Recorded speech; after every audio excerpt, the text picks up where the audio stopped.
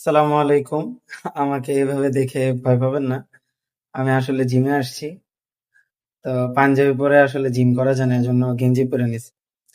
তো একটা বিষয় বলতে আসছিলাম, সেটা হলো যে আপনি যদি ডিসিপ্লিন অনুযায়ী চলা শুরু করেন, তাহলে আপনার নিয়মতান্ত্রিক আল্লাহ তাআলা এমন ভাবে করে দিবে যে আপনি ডিসিপ্লিনের বাহিরে যাইতেই পারবেন না। তো আমি হচ্ছে সকালে ৬টার দিকে জিমে আসি। জিমে আসার পরে ৮:৩০টার দিকে আপনার মানে অফিসে চলে যাই। তা আমি যদি কোনোদিন জিম মিস দেই, তাহলে আমার বাসা হচ্ছে রসুলপুর।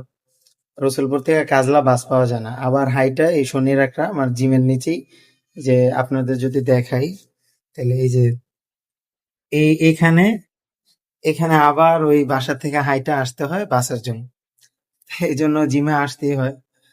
তো এটাই আর কি, যে ডিসিপ্লিনটা যদি আপনি মেনটেন করা শুরু করেন, দেখবেন আপনার নিয়মতান্ত্রিক এমন হয়ে গেছে যে আপনি ডিসিপ্লিনের বাহিরে যাইতে পারতেছেন না।